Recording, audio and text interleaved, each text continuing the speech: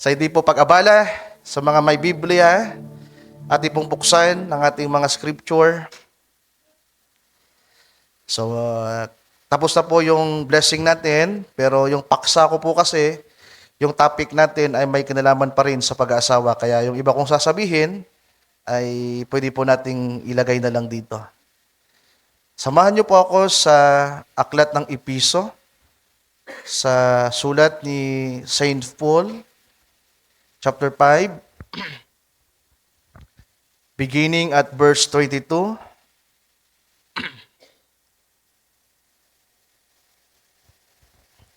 Sa Tagalog, basahin natin. Sabi diyan, mga babae, pasakop kayo sa inyong sariling asawa, na gaya ng sa Panginoon, sapagkat ang lalaki ay pangulo ng kanyang asawa, gaya naman ni Kristo na pangulo ng iglesia, na siya rin ang tagapagligtas ng katawan. Tatapwat kung paanong ang iglesia ay nasasakop ni Kristo, ay gayon din naman ang mga babae ay pasakop sa kani-kaniyang asawa sa lahat ng mga bagay.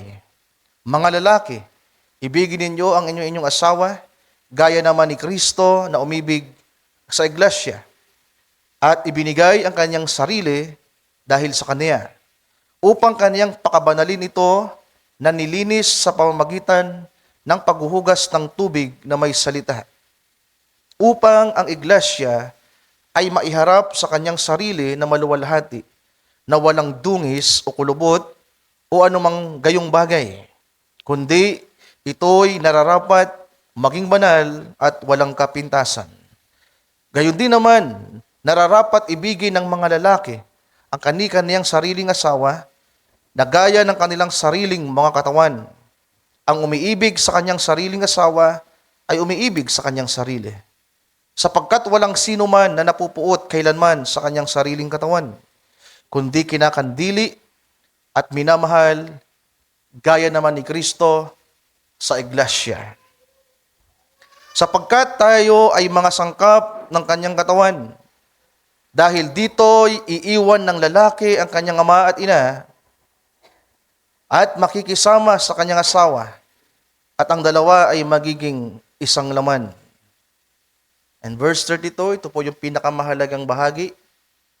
Sabi dito, ang hiwagang ito ay dakila. So ang pag-aasawa po pala ay isang mystery. Ito po pala ay isang misteryo. Ito po pala ay isang hiwaga. Sabi ni Apostol Pablo, ang hiwagang ito ng pag-aasawa ay dakila. Datapwat, sinasalita ko ang tungkol kay Kristo at tungkol sa iglesia. Last verse, verse 33.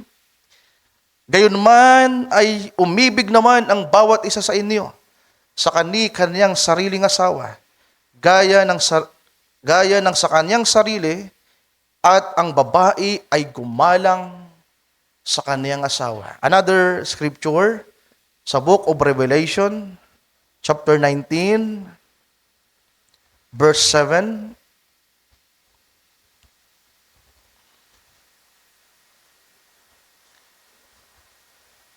Sabi dito, tayo'y mga galak at tayo'y mga sayang mainam, at siya'y ating luwalhatiin, sapagkat dumating ang pagkakasal ng kordero, at ang kanyang asawa ay nahahanda na.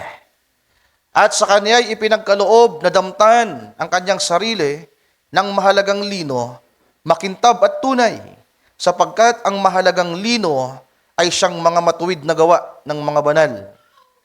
At sinabi niya sa akin, isulat mo, mapapalad ang mga inanyayahan sa paghapon sa kasalan ng kordero. At sinasabi niya sa akin, ang mga ito'y siyang tunay na mga salita ng Diyos. Basahin natin yung verse 7 sa English version.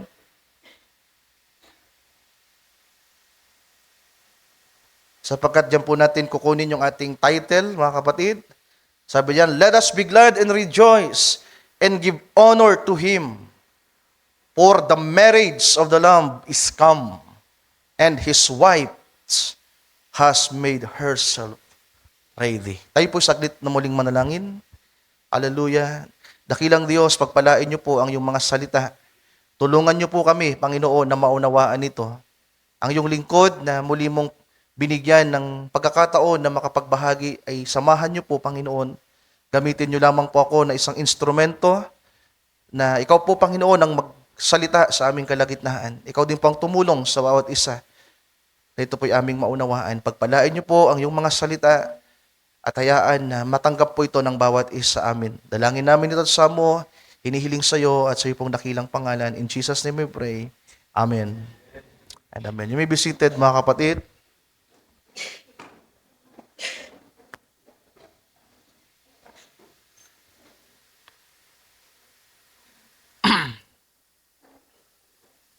So nais ko pong magmadali hanggat maaari sapagkat limitado na po yung oras natin.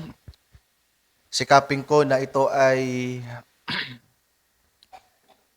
ma-minimize para kahit papaano ay hindi po tayo kulangin ng oras. So yung topic po natin na nasabi ko na po ito sa inyo nung nakaraan, nabanggit ko na yung title natin. So paki-plus sa tameraan yung title natin, The Marriage of the Lamb.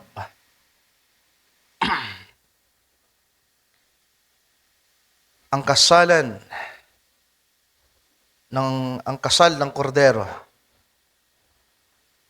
So kanina sa exhortation ni Brother Jeric ay nadaanan po yung patungkol dito na sinabi niya na ang isang way para tumanggap ang isang tao ng mana o sabihin natin para meron siyang matanggap ay ang pag-aasawa.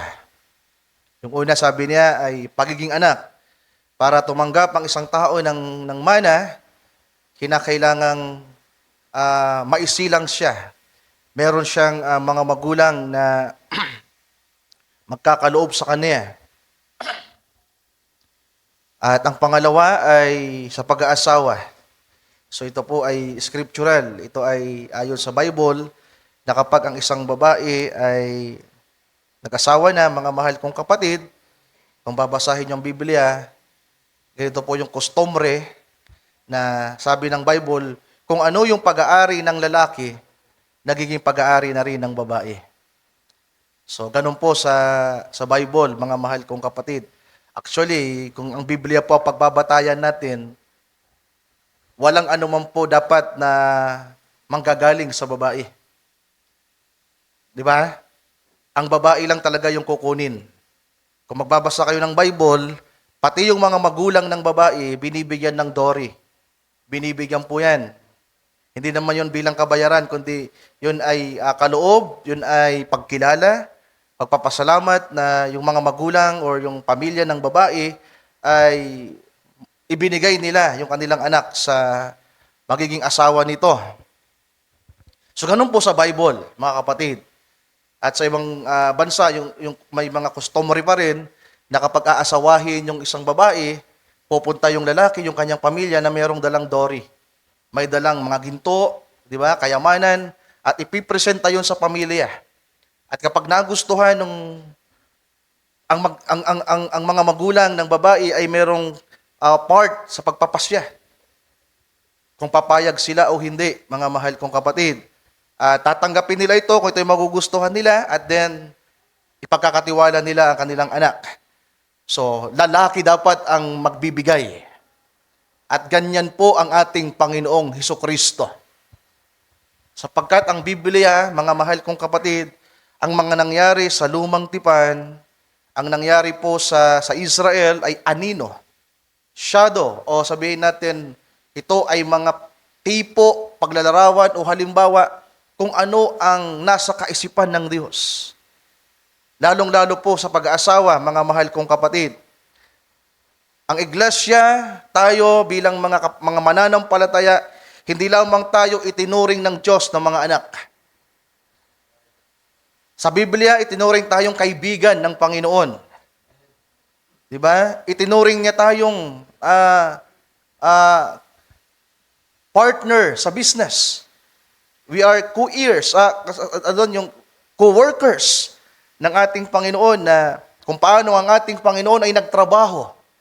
Hindi trabaho sa material na bagay o para kumita, kundi nagtrabaho ang ating Panginoon sa kaharian ng Diyos Ama na kung saan mas pinahalagahan niya ang espiritual na kalagayan ng mga tao, na kung saan inaabot ang pangangailangan ng mga tao sa espiritual na kalagayan, yung kaluluwa ng tao.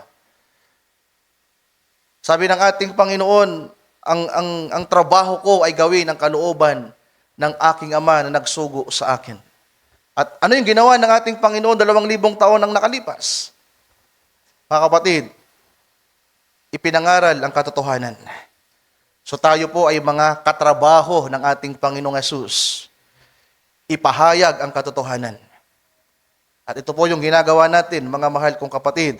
At itinuring din niya tayong nobya. So sa iba ay hindi ito nila naririnig, sabihin natin awkward para sa kanila na mapakinggan na ang Panginoon ay merong kasintahang babae. Na ang kasintahang babaeng ito ay inihahanda niya. Tinutulungan niya ito, niligawan niya ito. At ipipresenta ng Panginoon ang lahat ng meron siya para sa babaeng ito. At ang babaeng ito ay walang iba ang iglesia, mga mahal kong kapatid, ang church na binubuo ng mga believers. So ito po yung ating pag-uusapan sa araw na ito, ang patungkol sa kasalan na magaganap sa huling mga araw na ito. Amen. Walang kamalay-malay ang marami na merong kasalan na magaganap.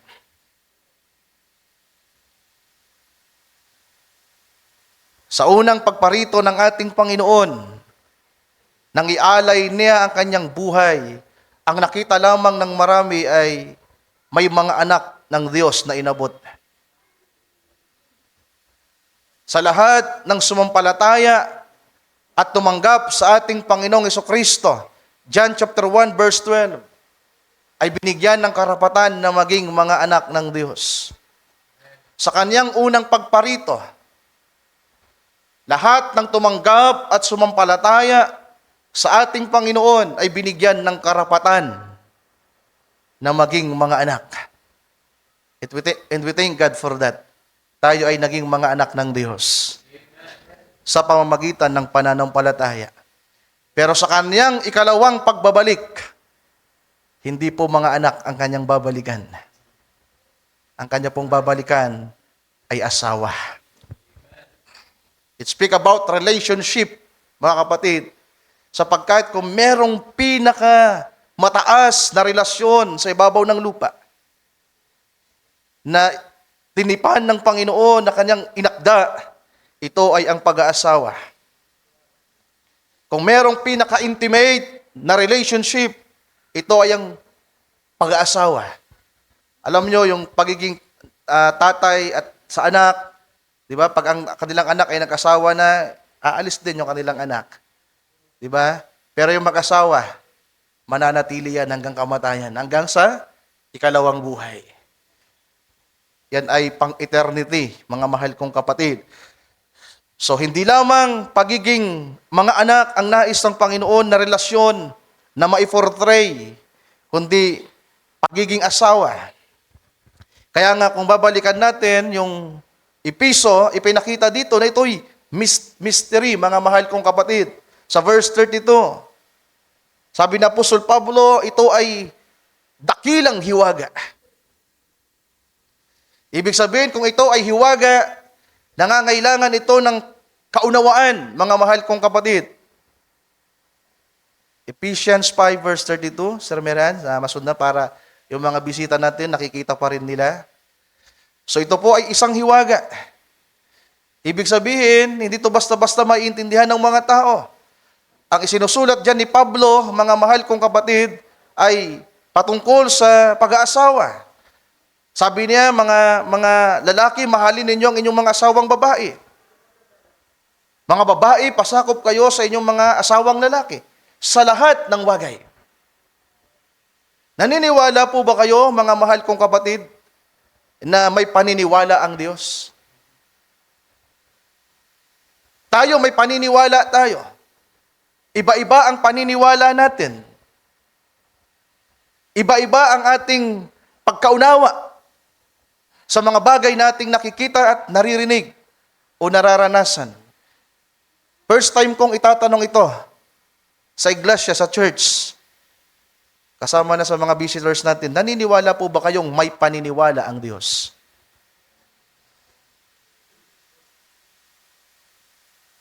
May paniniwala po ba ang Diyos? May tradisyon po ba ang Diyos? May kultura po ba ang Diyos? Yes, of course. Hindi po bawal ang tradisyon. Sabi ni Pablo, may totoong tradisyon, may totoong relihiyon, may totoong paniniwala. At ang totoong tradisyon, ang totoong kultura at paniniwala, nasa Diyos. Sabi ng Biblia, lahat ng tao ay sinungaling. Kaya nga ang batayan ng ating paniniwala ay paniniwala ng Diyos. At saan natin makikita ang paniniwala ng Diyos, mga mahal kong kapatid? Sa Biblia. Walang ibang aklat na pwedeng makita, mabasa at maintindihan ng mga tao ano ang paniniwala ng Diyos. Ano ang gusto ng Diyos. Kaya ganun po kahalaga ang simbahan. Mga mahal kong kapatid, ganun po kahalaga ang pagbabasa at pakikinig, pagsasaliksik ng salita ng Diyos sapagkat sa pamamagitan ng kaniyang salita, malalaman natin kung ano ang kaniyang paniniwala. Hindi pwede na sa pag-aasawa, pakinig kayong mabuti, hindi pwede na sa panliligaw ni Kristo, tayo ang masusunod. Hindi pwedeng ang Panginoon na hari ng mga hari, ang Diyos na kaluklok sa kanyang trono, na nagnais na magkaroon ng isang napakagandang relasyon na kung saan kikilalanin niya ang mga Kristiyano na hindi lamang mga anak, hindi lamang mga kaibigan, kundi kanyang magiging asawa na kasama niya na maghahari sa kanyang muling pagbabalik sa ibabaw ng lupa. Nais niya na kung ano ang kanyang paniniwala ay maging paniniwala din nila. Hindi pwedeng yung babae ang masusunod. Kaya po, ang pag-aasawa, critical ito. Kaya nga mamaya, sa mga young people natin, meron akong seminar. Ang isiseminar ko po sa kanila, LCM. Love, Courtship, and Marriage. Actually, nakita ko po yung kahalagahan nito nung mga nakaraan dahil meron tayong isang brother dito nag-i-struggle. Nakausap ko siya ng masinsinan. Sabi ko, Brad, hintahin mo munang makapag-seminar ako. Pero kasama namin siyang pumaroon sa Cavite para dalawin yung kanyang nagugustuhan. Kinaumagahan dapat pupunta kami para pasyalan yung kanyang iniirog, yung kanyang gustong makasama sa buhay. Pero nilid ako ng Panginoon. Nakausapin ng brother na ito, alas 11 ng gabi. Nag-usap kami, mga isang oras kami nag-usap ng masinsinan. And I thank the Lord na hindi po ganun kadali na kausapin ng isang tao. Na ipaintindi sa kanya kung anong kalooban ng Panginoon. Kung ako lang sa aking sarili, paano ko yung gagawin? Mga mahal kong kapatid, suportado ko pa nga yung brother na, sige mag-asawa ka na. Actually, yung una kong mga sinabi sa kanya, sabi ko, Brad, suportado kita. Sabi ko sa pagpunta natin, dapat pag-uwi natin, kayo na. Dahil sabi nila, dapat February, engaged na kayo. Suportado ng church, suportado din ng church yung babae doon sa Calamba. Sabi ko, dapat pag nagkausap kayo ni sister, kayo na. Sabi ng propeta, hindi dapat pinapatagal ang panliligaw. Yeah, you can read that. Hindi dapat pinapatagal ang panliligaw. Isesend ko na lang sa inyo yung quotation. Yung quotes from the prophet. Mga sister, pag may nanligaw sa inyo, sabi ng propeta, huwag niyong patagalin. Dapat kilatisin niyo kaagad, ipaalam sa magulang, sa pastor, ipag-pray, at kapag sigurado na, sagutin mo na. Sabi ng propeta, pag pinatagal mo pa yan, kung dalawa yung gustong manligaw sa'yo, sabi ng propeta, ito mismo yung kanyang direct na sinabi, parihas yan mawawala. At sa mga manliligaw, dapat tiyak din na kapag nanligaw kayo, you are ready and prepared. Kaya mong ibigay ang lahat ng pangangailangan ng babae. So, mamaya sa seminar natin yan sa youth, nadaanan ko lang dito. Yan po ang scriptural, mga kapatid. Bagamat hindi natin yan kaya bilang tao, mahirap po yan kung tutuusin, pero nais ko lang ipakita para makita natin ang perpektong plano ng Diyos. Na kung hindi man magawa ng tao, sino man sa atin dito ang may kakayahan na gawin ito, yung perpektong relasyon, proseso, paano gawin ito, at least makita natin, ganito si Kristo sa iglesia. Yung pinaka-pattern natin ay ang ating Panginoon, mga mahal kong kapatid. So, kukulangin yung oras ko, kaya yung iba lalaktawan ko na lang po. Kung titingnan natin yung Revelation chapter 19, balikan natin sapagkat dito talaga ako magdidwell. Sa verse 7, sabi dito, let us be glad and rejoice and give honor to Him. Sa English version, for the marriage of the Lamb is come, and His wife has made herself ready. So meron pong tinig na kumawala sa langit.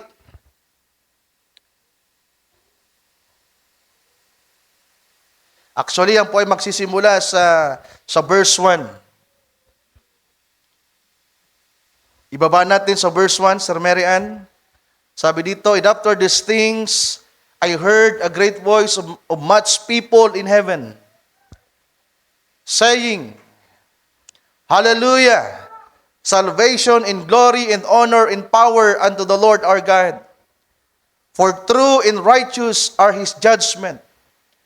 For He has judged the great whore, which did corrupt the earth with her fornication, and has avenged the blood of His servants at her hand. So bago po idiniklara na merong nakahandang pakakasalan ng Panginoon na babae, bago sinabi ng tinig sa langit na narito matuwa tayo't magalak, igalang natin siya sapagkat dumating na ang araw ng kanyang kasal. Pero bago dumating ang araw na ito, mga mahal kong kapatid, meron munang nangyari sa unahan. Meron munang inayos ang Panginoon. Meron muna siyang inalis.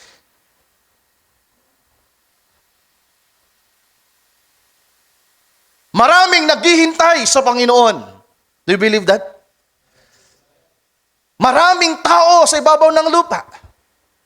Sa panahon natin, halos billions. Ang pinakamalaking relihiyon o grupo ay ang Kristyanismo. At ang Kristyanismo ay binubuo ng iba't ibang denominasyon. Di ba? Ang pinakamarami ay ang Roman Catholic Church. Nasa 1 point something billion. At alam natin kung kailan naitatag ang reliyong Katoliko, ang Iglesia Katolika. It was established and founded. Di ba? 325 AD. True by Constantine. At mula naman sa Iglesia Katolika, mga mahal kong kapatid, huwag na nating isama yung Islam, yung Budismo, yung Shintoism, yung Judaism, yung mga ateista, yung mga hindi naniniwala sa Diyos sapagkat hindi naman sila naghihintay kay Kristo. Ang hinihintay ng Islam, si Muhammad na kanilang propeta na mabuhay. 'Di ba? Ang Japanese, ang mga nasa Thailand, ang Diyos nila ay si Buddha.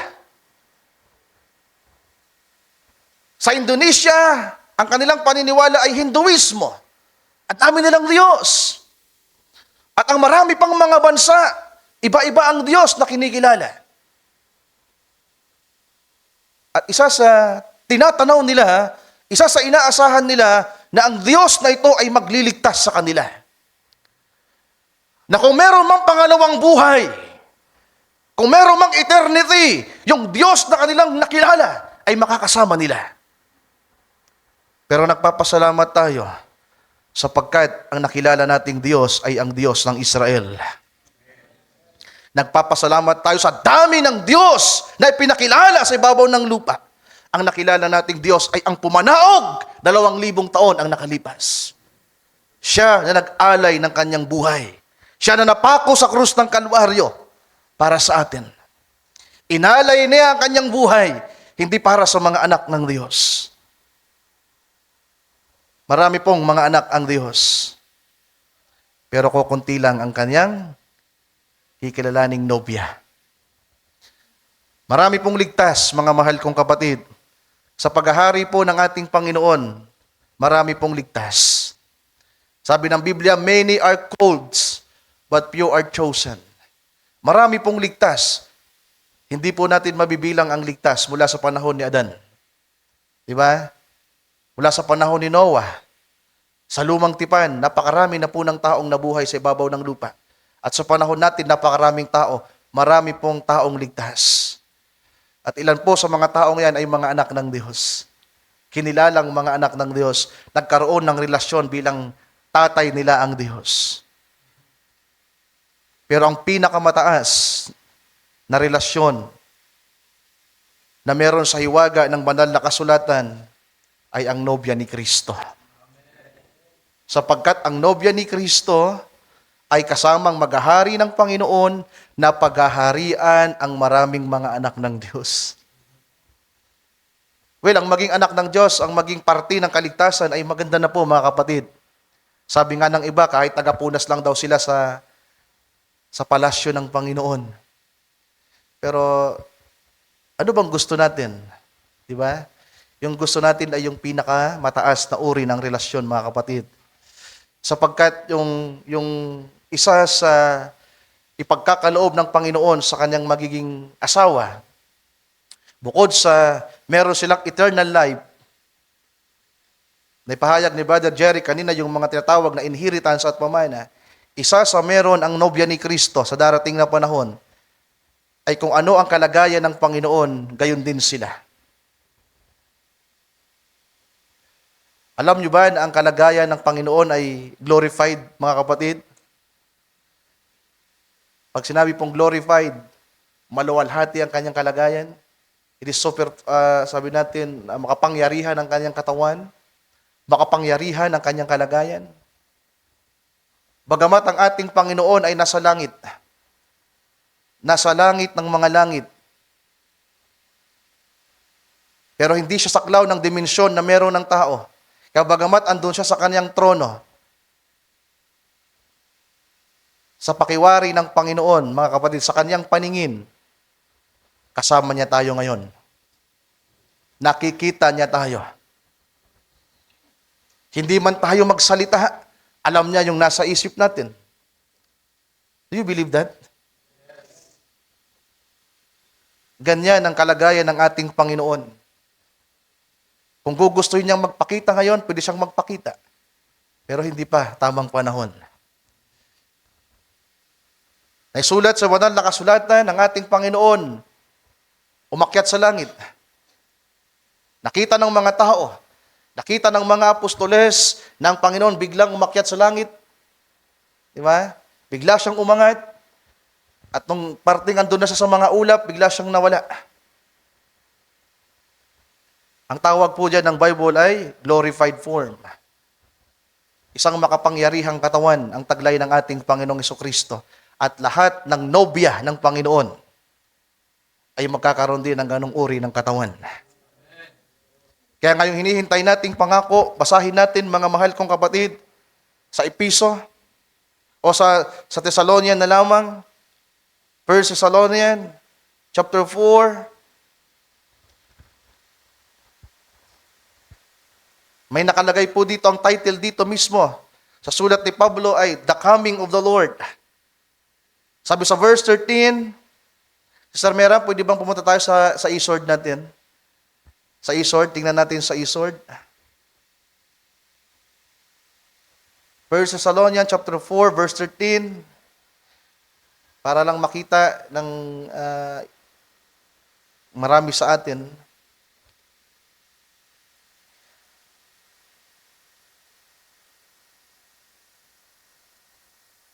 So, hintayin natin mga kapatid. Itaas mo sa pinaka-title niya, yeah. So, yan po ang e-sword from, ang babasahin natin ay King James Version. King James, please. KJV. Yan. Sabi na Apostol Pablo, "But I would not have you to be ignorant, brethren, concerning them which are asleep, that ye sorrow not, even as others which have no hope." So ang tinutukoy dito ni Apostol Pablo na natutulog ay hindi po literal na natutulog. Kundi ang tinutukoy niya ay yung mga nangamatay na Kristiyano. Yung mga nangamatay na mga tao. Sapagkat kahit man ang ating Panginoon, mga mahal kong kapatid, ang tingin niya sa mga taong namatay, natutulog lang. Isang araw gigisingin muli sila para humarap sa Kanya. Yung kanilang katawang pisikal ay tila ba natutulog lang. Ang kanilang mga kaluluwa ay naroon sa ibang dimensyon. Ang mga banal naroon sa paraiso. Pero yung mga makasalanan, nasa impyerno. Nasa Hades. Hindi pa po yung dagat-dagatang apoy, hindi pa po yung lake of fire. Sapagkat isang araw, yung impyerno, yung Hades, na kung saan naroon yung mga kaluluwa ng mga taong masama, itatapon sa dagat-dagatang apoy. Yan po ang sabi ng Biblia. Yung impyerno, yung ikalimang dimensyon. Sapagkat ang ika-anim na dimension ay ang paraiso, ang ikapitong dimension ay ang langit, kung saan naroon ang Diyos, at sa ikalimang dimension, naroon ang impyerno, naroon ang mga kaluluwa ng mga taong mga makasalanan. Ang tawag pa ng Biblia dyan ay mga kaluluwang nasa bilangguan. Naghihirap na sila ngayon. Pero hindi pa po yun yung final destination nila. Sapagkat sila na naroon sa ikalimang dimension sa Hades. O kaya ay nasa tinatawag na impyerno. Sa atin, impyerno ang tawag. Pero sa original na salita, sa Aramaic na Hudyo na salita, it is Hades or Hades. Isang araw ang Hades ay itatapon sa dagat-dagatang apoy. At ang naroon sa Hades, mga mahal kong kapatid, ay mga taong makasalanan na hindi nagsisi. So, may mga taong tila natutulog lang. Kasabi ni Pablo, huwag kayong maging ignorante sa bagay na ito, sa mga natutulog o sa mga nangamatay. Huwag kayong maging ignorante dito. Huwag kayong malungkot. Di ba? Tayo na may mga mahal sa buhay na mayapa na. Yung tatay ko, sa katawang pisikal, wala na. Pero nung namatay yung tatay ko, masaya pa ako, mga kapatid. Alam niyo kung bakit? Sapagkat alam ko na yung tatay ko hindi na maghihirap sa laman. Nung mamatay yun, may sakit, mahina na yung mata, hindi na makakita. Kaya nga yung sabi nila, yung kamatayan, pintuan lamang ito sa ibang dimensyon. Di ba? Papunta ka sa ibang lugar. Kaya sabi ni Pablo, huwag tayong malungkot. Yung iba walang pag-asa. Pero dapat sa mga Kristiyano, mayroong pag-asa. Sabi dito, for if we believe, Tagalogin na nga lang natin. Itagalog mo, Sir Mary Ann. Sabi sa verse 14, sapagkat kung tayo'y nagsisisampalatayang sa Jesus ay namatay at nabuhay na mag-uli, ay gayon din naman ang nangatutulog kay Jesus ay dadalhin ng Diyos na kasama niya. Di ba? Verse 15, sapagkat ito'y sinasabi namin sa inyo sa salita ng Panginoon na tayong nangabubuhay, na nangatitira hanggang sa pagparito ng Panginoon ay hindi tayo mga uuna sa anumang paraan sa nangatutulog. Sapagkat ang Panginoon din ang bababang mula sa langit. Amen. Hallelujah. Si Kristo na muling umakyat, ipinangaral ni Apostol Pablo Si Apostol Pablo na dating manguusig, na hindi naniniwala kay Kristo, na-meet niya ang Panginoon sa kanyang buhay. At naging dakilang apostol ng ating Panginoon. At narito, may kapahayagan, merong karunungan at kaunawaan na ipinapaabot sa mga Kristiyano. Sabi niya, ang Panginoon ay muling babalik. Sabi niya, sapagkat ang Panginoon din ang bababang mula sa langit, na may isang sigaw, na may tinig ng arkanghel at may pakakak ng Diyos. At ang nangamatay kay Kristo ay unang mga bubuhay na maguli. Kung magkagayon tayong nangabubuhay, kung mapalad tayo sa araw na yan, na hindi na natin maranasan pa ang unang kamatayan. May mga taong mapalad na hindi na nila mararanasan ang unang kamatayan. May dalawang uri po ng kamatayan na sinasabi ang Biblia. Ang unang kamatayan ay paghihiwalay ng katawan sa kaluluwa. At ang ikalawang kamatayan ay ang paghiwalay ng espiritu sa kaluluwa. Ang paghiwalay sa Diyos. Magpakailan-kailanman. Ang dagat-dagatang nga po, yung lake of fire, ang ikalawang kamatayan. Pero may mga taong hindi mararanasan ang unang uri ng kamatayan, na kung saan sabi diyan, sasalubungin nila ang Panginoon. Sabi dito, kung magkagayon tayo nangabubuhay na nangatitira, ay aagawin kasama nila sa mga alapaap upang salubungin ng Panginoon sa hangin. Amen. Salubungin ng Panginoon sa hangin. Kaya nga meron tayong inaawit, there is meeting in the air. Hallelujah. So, sinang sasalubong sa Panginoon? Sa palagay nyo, sa katawang ito, kaya ba nating lumipad? Kaya ba nating umangat? Ang katawang ito ay saklaw lamang ng 3 dimensyon, mga mahal kong kapatid. Hindi natin kayang tumagos sa pang-4 na dimensyon hanggang pataas. Kaya nga di natin kayang makita. Dapat, wala tayong kakayahang makita ang mga kaluluwa. Sa totoo lang. Hindi po totoo yung mga kaluluwang ligaw. Pag may nagpapakita po sa inyo, hindi po yan yung pamilya niyo. Demonic spirits po yan. Sapagkat ang mga taong nangamatay na ay nasa 5 dimensyon, wala tayong kakayahang tumagos doon. Nakakaintindihan po ba tayo? At yung mga mahal naman natin sa buhay, andun sila sa paraiso, nakikita nila tayo pero hindi natin sila nakikita. At hindi sila pwedeng bumalik dito. May nagtangkahan nitong gawin sa Biblia, di ba? Pero sabi ng Panginoon, hindi maaari, maghihintay. Yung mga Kristiyano ang pinatay, noong mga panahong nakalipas, sa aklat ng Revelation, sabi doon, Panginoon, hanggang kailan ba paghiganti mo ang aming dugo? Gustong-gusto na nilang maghiganti, mga mahal kong kapatid. Pero sabi ng Panginoon, maghintay pa kayo. Kunting panahon pa. Kaya anong uri ng katawan ang meron sa mga nobya ni Kristo sa araw na yan? Hallelujah. Isang katawan na inihanda ng Panginoon para salubungin siya. Sabi diyan, kung magkagayon tayo na nabubuhay na nangatitira, ay aagawin kasama nila sa mga alapaap. Amen. Sino sa atin dito ang gustong masalubong ang Panginoon sa mga alapaap?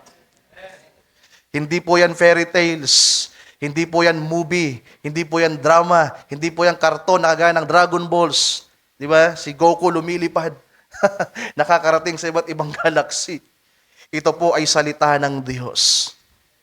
Yung imahinasyon ng mga taong nagkikreate ng mga movie, ng mga cartoons, mga kapatid, may mga invisible, may mga superheroes, may mga makapangyarihan, may kapangyarihan. Imahinasyon lang nila yon. Pero merong pinagmumulan ang kanilang imahinasyon sapagkat merong totoong kapangyarihan. At ang totoong kapangyarihan ay nasa ating Panginoong Diyos. Naghihintay lang siya ng tamang panahon. At sa mga nagtitiwala sa Kanya, sa mga naniwala sa Kanya, isang araw mararanasan nila ang kapangyarihang ito. Amen. Hallelujah. Kaya nga hindi tayo nakatingin sa presente lamang. Nakatingin tayo sa pangako ng ating Panginoon. Sabi diyan, upang salubungin ang Panginoon sa hangin. At sa ganito, isa sa Panginoon tayo, magpakailanman. So ano meron dyan, mga mahal kong kapatid? Ang meron po dyan ay kasalan. Dito ko po napagtanto, dito ko naintindihan na ito palang sulat na ito ni Pablo ay isang hiwaga. Sa aking patuloy na pag-aaral, bagamat ito ay naipangaral ko na, naituro ko na ng ilang ulit, pero tunay ngang ito ay isang hiwaga. At ito yung pwede kong iwanan sa inyo sa umagang ito, mga mahal kong kapatid. Ikukunik natin yan, hallelujah, sa nalalapit na kasalan na magaganap.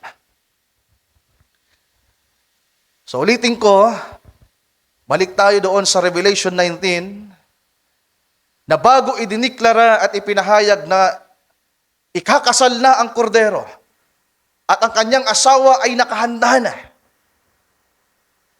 Ibig sabihin, ang ating Panginoon siya ang kordero. Naroon siya sa trono, andun siya sa langit. Hinihintay ang go signal ng Ama. Another thing na gusto kong i-share sa inyo, mga kapatid. Nang sabihin ng Panginoon na walang nakakaalam ng araw at ng oras ng kanyang pagbabalik, totoo pala talaga yon. Ganun po pala ang customary sa mga Hudyo. Ang magbibigay ng go signal para lumabas na at kunin yung bride para magkaroon ng unang bahagi ng programa ay yung tatay. Kahit gustong-gusto lang mag-asawa ng lalaki, ng kanyang anak na lalaki, hindi siya pwedeng umalis at puntahan yung kasintahang babae para magkaroon ng tinatawag na engagement o tatawag na betrothal. At yung pangalawang bahagi pa, ang laging merong desisyon ay yung ama.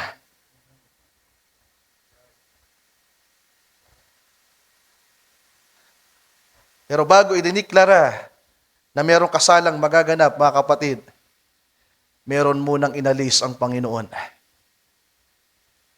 Kung babasahin niyo ang Revelation chapter 18, ang kabuuan niyan, merong isang babae, merong isang church. Ang tawag ng Biblia dito ay ina ng mga patutot. Nanay siya. Sapagkat sa kanya nagmula ang marami pang simbahan. Merong sinasabi, merong isang dakilang hiwaga. Basahin natin ang Revelation chapter 17. Karugtong pa rin ito ng hiwaga, mga mahal kong kapatid. Merong isang babae na nagpapakilala rin sa Biblia. Kaya lang ang babaeng ito ay kabaliktaran sa pakakasalan ng Panginoon na babae. Sapagkat ang babaeng ito ay mamamatay. Sabi ng kasulatan, lahat ng dugo ng mga martir ni Jesus, lahat ng mga banal, ng mga Kristiyano noong unang panahon, ay nasumpungan sa babaeng ito.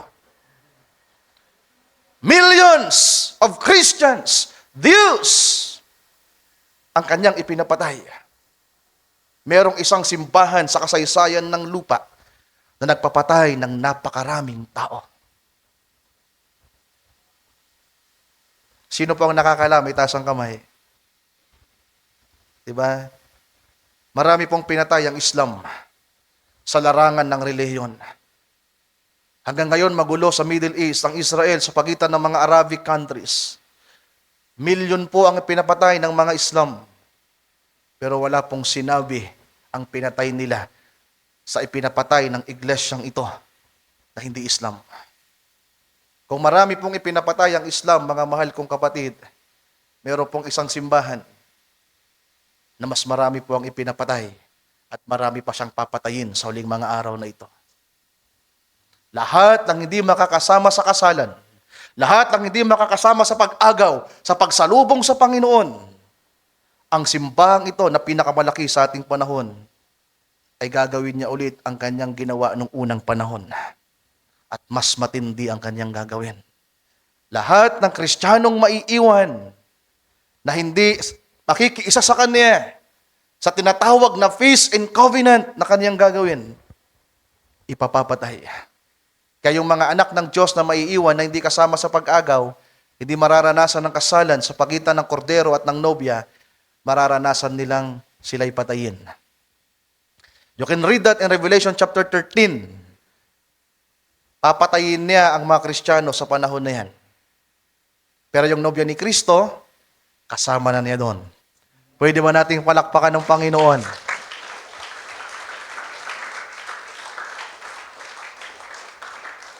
Hindi mararanasan ng nobya ni Kristo ang bagsik ng halimaw na ito.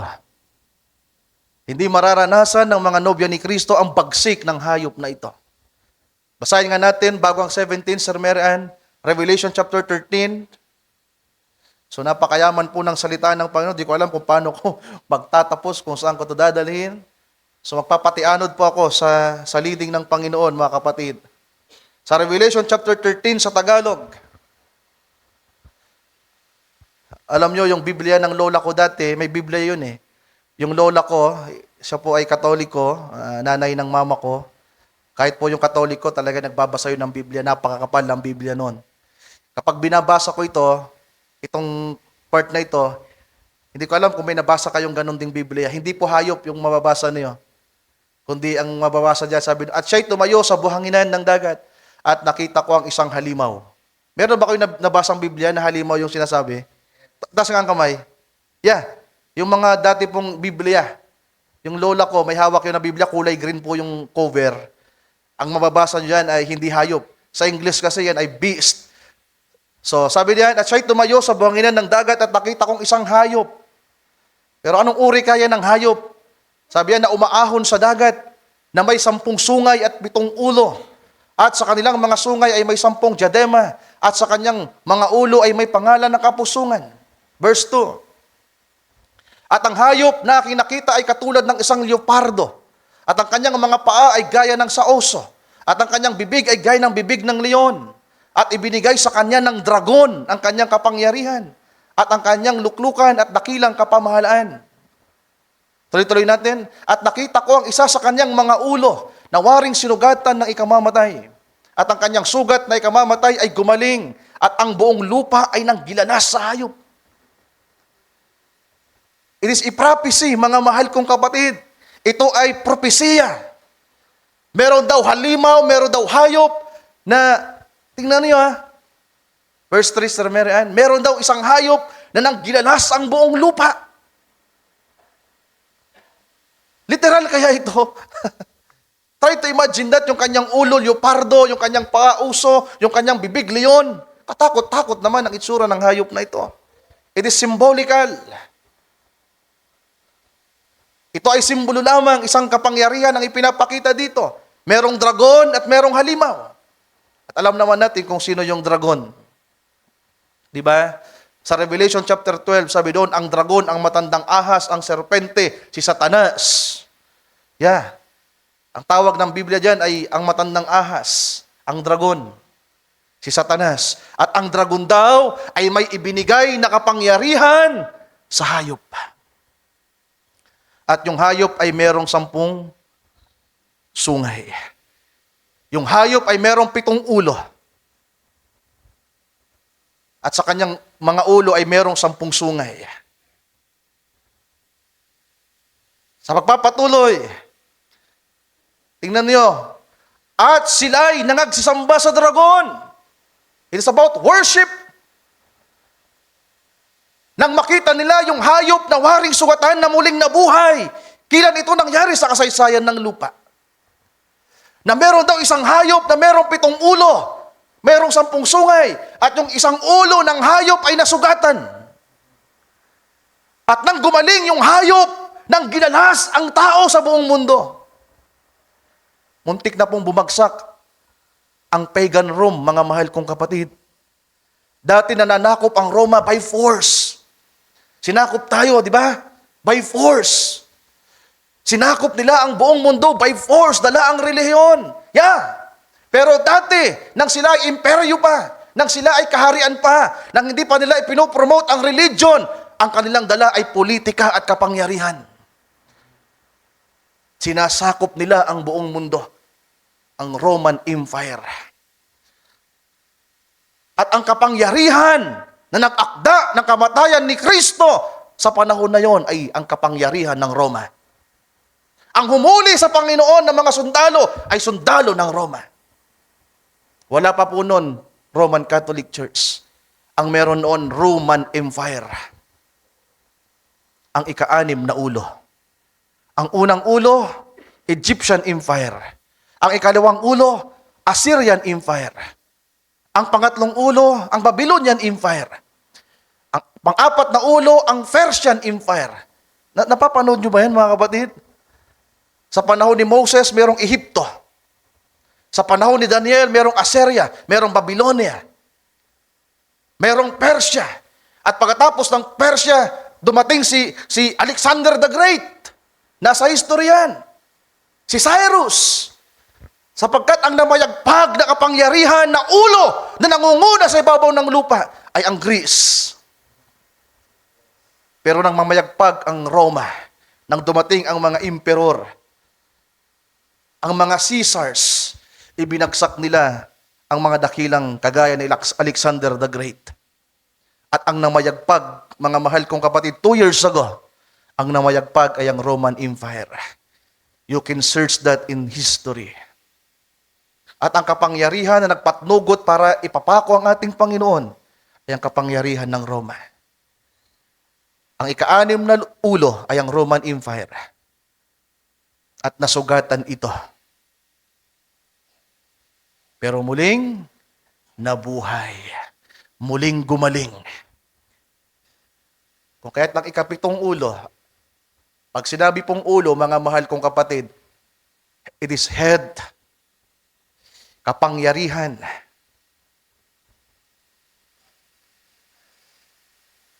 Ang kapangyarihang ito, ang ulong ito, ang may control sa buong mundo ngayon. Lahat ng presidente at mga hari, iginagalang ang ulong ito. Kaya nga ang Amerika, babagsak ito. Ang World War III ay paparating na. Ang bansang Amerika ay babagsak sa kamay ng Russia. Sa mga visitors natin, i-take note nyo po yan. Hindi po yan propesiya ni Brother Ryan. Yan po ay propesiya ng Biblia.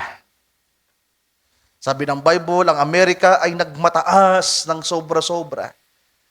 Dati sa kanilang dollar bill ang nakalagay, "In God we trust." Pinagpala sila ng Panginoon. Alam niyo kung bakit? Kristiyano pong bansa ang Amerika. Marami pong simbahan sa Amerika, mga protestante. Hindi po katoliko. Halos lahat ng naging presidente ng Amerika, mga protestante, mga born again. Sa kasaysayan ng Amerika, 2 katoliko pa lang na presidente ang bumangon. Even si Trump, hindi po siya katolik, mga kapatid. Sino nga yung unang katolikong presidente ng Amerika? Si Kennedy. Ang pangalawa, sino? Yung huli? Si Joe Biden. Sa kasaysayan po ng Amerika, mga kapatid, ang lahat ng naging presidente halos 43-something pataas. Mga born again, mga protestante. And God bless them. At naging matagumpay, naging malakas ang Amerika. Pero ngayon, unti-unti na siyang bumabagsak. At kapag naganap ang nuclear war, kapag naganap ang World War III, babagsak ang Amerika sa kamay ng Russia. Kaya nga sabi ng propeta, watch Russia. At kung titingnan niyo po sa nangyayari ngayon sa mga balita, they are preparing for something. Nalalapit na pong matupad ang lahat ng hula sa Bible. Pero itong gusto kong sabihin, bago po maganap ang World War III, ang nuclear war, kasalan muna. Rapture muna. Sabi ng propeta, bago bumagsak ang isa sa pinakamalakas na atomic bomb sa Amerika, rapture muna. Hindi papayagan ng Panginoon na yung mga Kristiyanong buhay sa ating panahon, magkalasog-lasog pa ang kanilang katawan. Umaradiate ng kung anong mga chemical ang meron na naimbento ng mga tao. Itatakas ng Panginoon ang kanyang iglesia, ang kanyang mahal na nobya sa paparating na panganib sa huling mga araw na ito. Pwede ba nating palakpakan ng Panginoon, mga mahal kong kapatid? Sa pagpapatuloy, sabi dito, at sila'y nangagsisamba sa dragon. Verse 4. Sapagkat ibinigay niya ang kanyang kapamahalaan sa hayop. Merong dragon, merong hayop. Yung hayop may 7 ulo.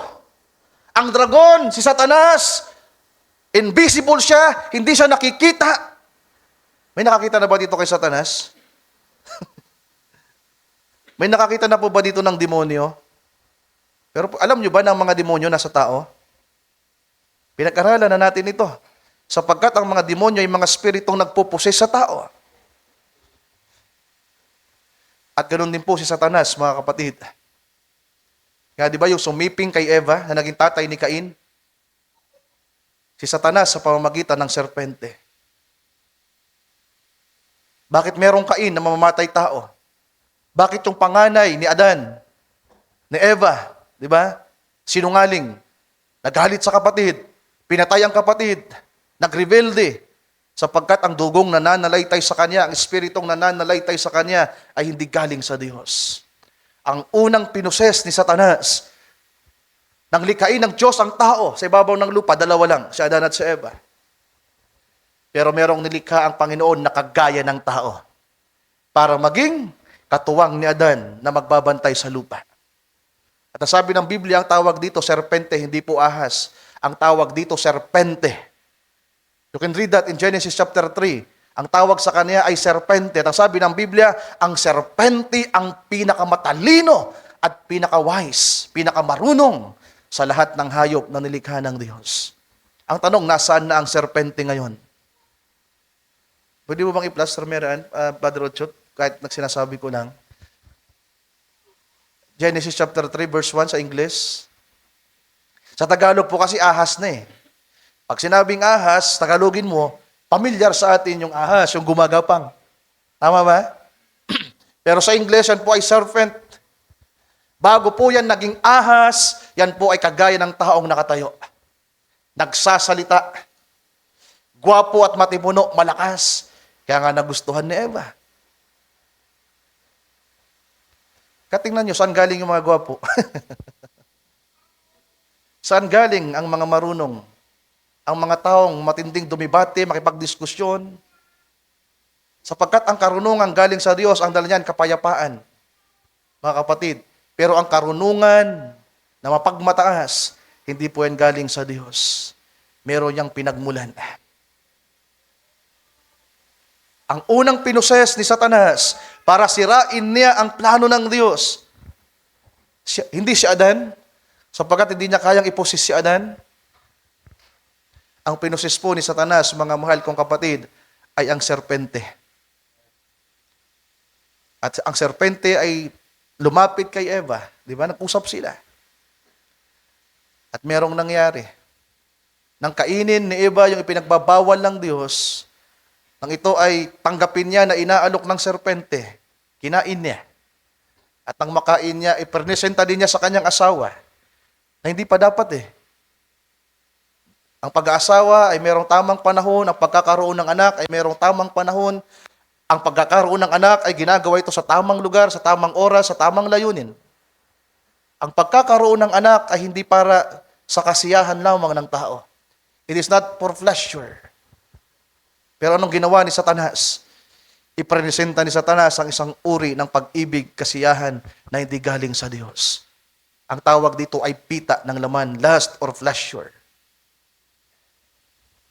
Hindi naman siya asawa, anong ginawa niya? Kinuha niya ang pag-aari ng iba. To make it clear, para hindi na po kayo mag-isip, sinipingan ng serpente sa pamagitan ni Satanas na naroon sa kanya si Eva. At nang tanggapin ito ni Eva, mga mahal kong kapatid, yung isang inosenteng babae, inoper din niya ngayon sa kanyang asawa. At nang kumain sila nung ipinagbabawal na pagkain, sabi ng Bible, at nabuksan ang kanilang mga mata. Yung pagiging inosente ay biglang nawala. Sabi doon, at kanilang nakita at napagkilala na sila'y mga hubad. At nang magawa nila yung ipinagbabawal ng Diyos, nagtago sila. Natakot sila. Nagilty sila. Ngayon bumaba ang Diyos sa halamanan ng Eden. Hinanap si Adan. Adan, nasaan ka? Ano itong ginawa mo? Sabi ni Adan, Panginoon, yung ibinigay mo sa aking babae. Inalok sa akin yung pagkain na pinagbabawal mo. Sabi naman ng babae, Panginoon, yung serpente, dinaya ako. To make this short, mga mahal kong kapatid, isinumpa ang lahat. Sino ang unang isinumpa? Ang serpente. Basahin nga natin paano sinumpa ang serpente. Sir, pakihanap na lang, Sir Mary Ann.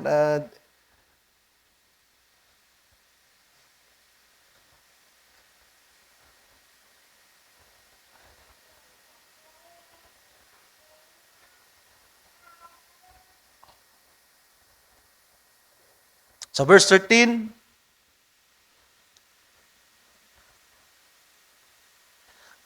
at sinabi ng Panginoong Diyos sa babae, ano itong iyong ginawa?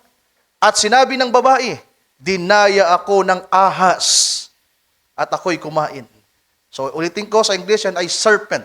Pag kinuha natin ang original na salita ng serpent, that is an upright mammal. Hindi po yan yung, sa mga pag-aaral natin, may mga Homo sapiens, Homo erectus, na parang yung tao galing daw sa unggoy, di ba? Pero meron pong isang uri ng nilalang. At ito'y pinag-aralan ni Charles Darwin, di ba? Sabi ni Charles Darwin, mapapatunayan ko na ang tao galing sa unggoy. 99.9% nasa libro niya ito. Ang title ng kanyang libro ay The Origin of the Species. Si Charles Darwin ang nagpapatunay, ang nagpahayag na ang tao ay galing sa unggoy. Sabi niya, 1% na lang, mapapatunayan ko na ang tao ay galing sa unggoy. Pero hanggang sa namatay siya, hindi niya napatunayan.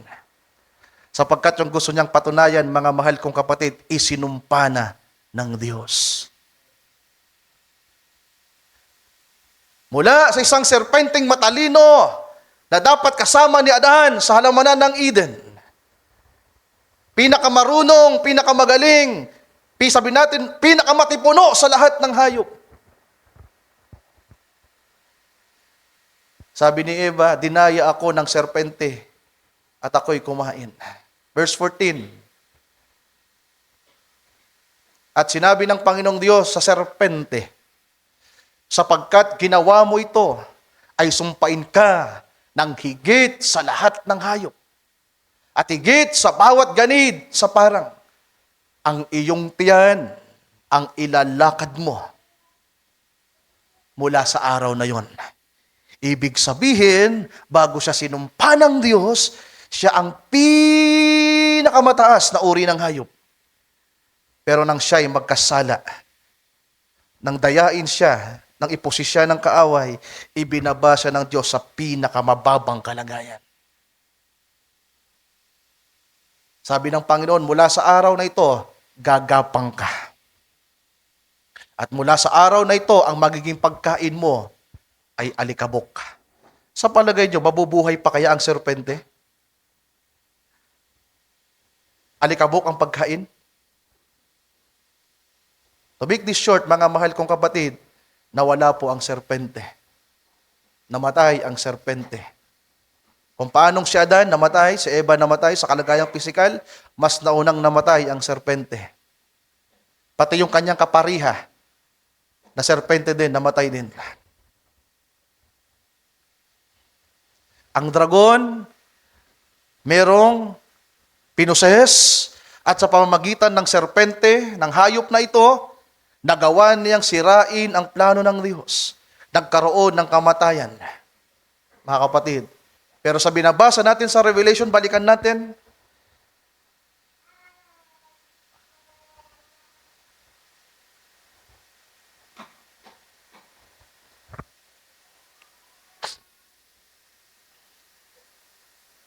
Sabi dito, sa verse 4,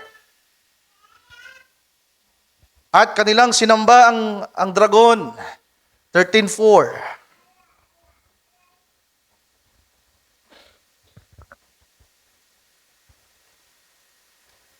Sapagkat ibinigay niya ang kanyang kapamahalaan sa hayop at nangagsisamba sa hayop na nangagsasabi, sino ang kagaya ng hayop at sinong makababaka sa kanya? Verse 5. At binigyan siya ng isang bibig na nagsasalita ng malalaking bagay at mga kapusungan at binigyan siya ng kapamahalaan upang magpatuloy ng 42 buwan. So propesya po yan mga kapatid. After the rapture, merong matitirang ilang mga panahon, magpapatuloy siya sa ilang mga buwan para gawin niya ang kanyang dapat gawin.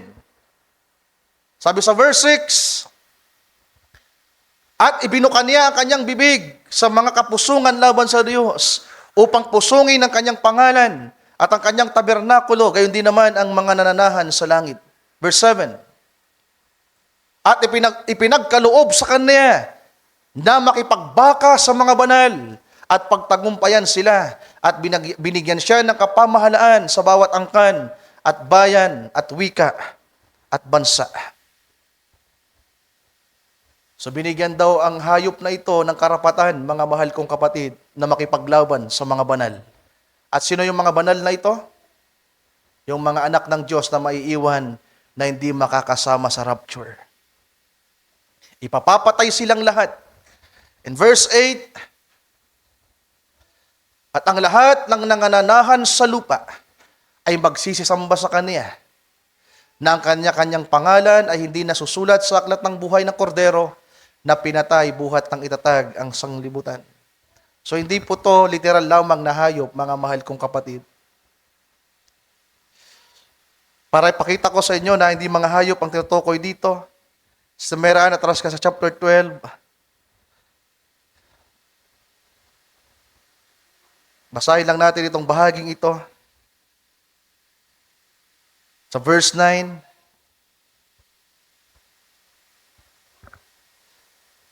at inihagis ang malaking dragon, ang matandang ahas, ang tinatawag na Diablo at Satanas, ang dumadaya sa buong sanglibutan. Siya'y inihagis sa lupa at ang kanyang mga anghel. Yung mga anghel na yan, mga naging demonyo na yan, mga kapatid. Si Satanas, dati siyang makapangyarihang anghel. Siya ay si Lucifer, kanang kamay ng Diyos. Pero dahil nag-reveal siya, nagmataas siya, naging Satanas siya. At marami rin siyang nadayang mga anghel. Sabi ng Biblia, 1/3 of the angels na-deceive ni Satanas. Sumunod sa kanya. Ang ginawa ng Panginoon, inihagis sila sa lupa. Kaya nasaan po si Satanas ngayon, mga mahal kong kapatid, at ang mga demonyo? Well, hindi po natin sila nakikita ng literal. Pero para makita natin sila, ano ang kanilang ginagawa. Kaya kapag yung isang tao nakagawa ng masama, ano sasabihin natin? Napapamura ang isang tao, demonyo ka. Di ba? Demonyo ka. Di pa ako nagmumura, ha? Halimbawa, yung asawa mo ang bait-bait, honey, sweetie pie, cupcake. Pero pag nagwawala-wala na, pag nananakit na, hindi nagbibigay ng sustento, ano sasabihin ng asawa? Demonyo ka. Ano ibig sabihin? Makikita po sa gawa. Kaya nga yung isang taong nakapatay, sasabihin ng tao, yung taong napakabait, yung taong walang imik, tapos biglang nakapatay bigla. Ano sasabihin ng taong nakapatay? Hindi ko po alam yung ginawa ko. Nagdilim po yung paningin ko, nagalit po ako ng sobrang galit ko. Hindi ko na po napigilan yung sarili ko. Hindi na po yun yung tao. Meron pong espiritong naroon sa kanya na nagdadrive sa kanya. Sabi ni Apostol Pablo, ang mga spiritong ito, ang mga demonic forces na ito ay kagaya daw po ng hangin. Mga kapatid. Huwag niyong sabihin na ang espiritu, ang mga demonyo ay mga sabihin natin, mga mabangis lamang. Diba? May mga espiritu po, may mga demonyo, mga mahal kong kapatid na kapag bumigat na yung mata mo, pay itoy, may nagkukulumbitay na po diyan. Kasi kapag nanonood ka naman ng kay Vice Ganda, mulat na mulat ka.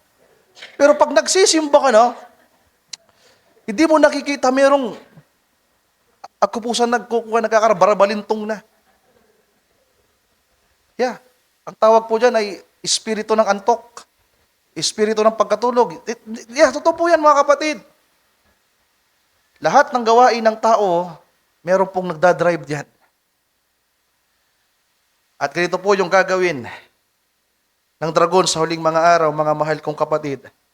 Lahat ng maiiwan ng mga anak ng Diyos na hindi makakasama sa pag-agaw, sa kasalan, hindi magiging parte ng nobya ni Kristo, lahat po sila ay ipapapatay.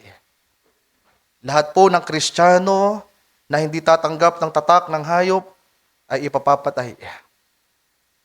So sino sa atin dito ang gustong makasama sa araw ng kasalan? Amen.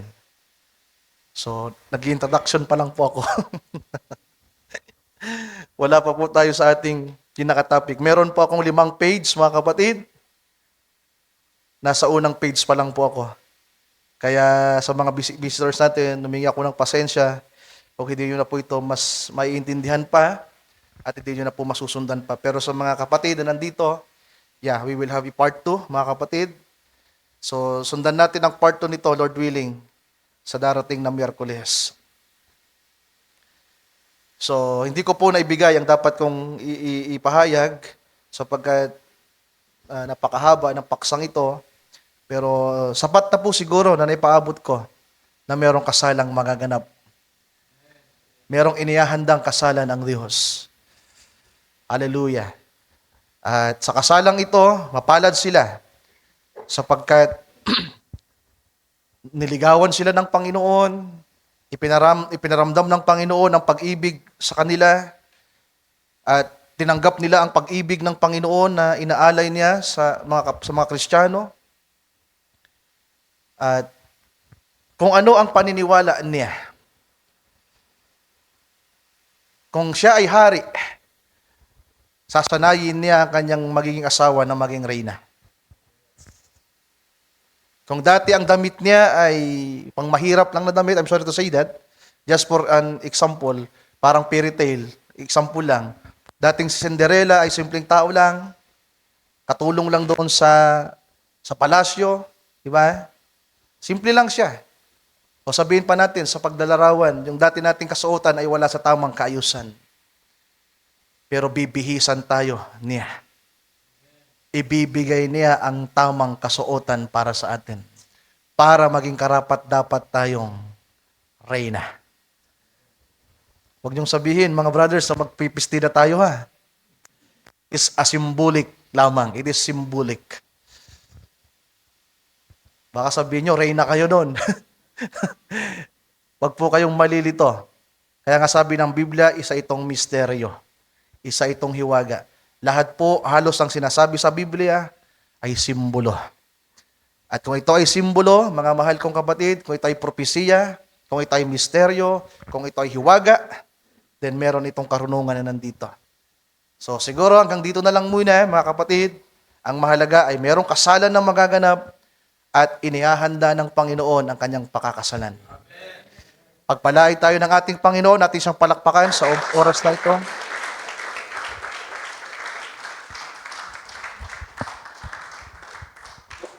So, salamat po sa inyong pagtitiis, mga kapatid.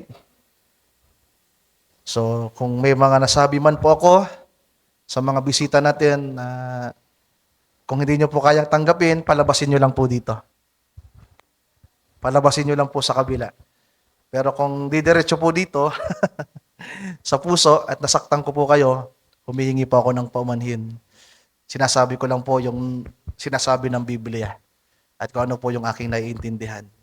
Kung ang Diyos na po ang bahala. Pagpalain po tayo ng ating Panginoon, tayo pong lahat ay magsitayo sa oras na ito. Hindi na po ako magpapakaabala, mga kapatid. Tayo ay manalangin, saglit. Minsan pa nating iyuko ang ating mga ulo. Hallelujah. Dakilang Diyos, maraming salamat sa araw na ito. Salamat po sa mga minuto at sandaling lumipas na napakinggan namin ang iyong mga salita. Lord, kayo na po ang bahala. Nagawa ko po ang aking maliit na parte na may pahayag po ang katotohanan, ang iyong salita sa oras na ito. Kung hindi man po naintindihan ng mga kapatid, ng mga bisita namin, Panginoong Diyos, kayo na po ang bahala na magpaunawa sa bawat isa. Ang aking tinig, Lord, ay merong limitasyon. Pero ang iyong tinig, Panginoong Diyos, ang iyong pangungusap, ang iyong pagpapahayag ay nagpapatuloy ito na kahit po sa pag-uwi nila sa kanilang mga tahanan, hanggang kahit nga po sa pagtulog, Panginoon, sa paghiga nila sa kanilang mga higaan hanggang sa kinaumagahan, sa pagpasok sa paaralan, pagpasok sa mga pinagtatrabahuhan, Lord, pwede kang magpahayag sa kanila. O kaya't sa iyo ko po ipinagkakatiwala ang mga tao, ang mga kapatiran na nakapakinig ng iyong salita sa araw na ito. Tulungan niyo po, O Diyos, ang bawat isa. Maraming salamat po sa araw na ito. Salamat sa napakadakilang pribilehiyo at pagkakataon na muling ibinigay niyo sa amin upang kami po ay makapakinig ng iyong mga salita. Maraming salamat po. Pagpalain niyo po ang bawat isa, Panginoon, kahit man po ang mga bisita namin.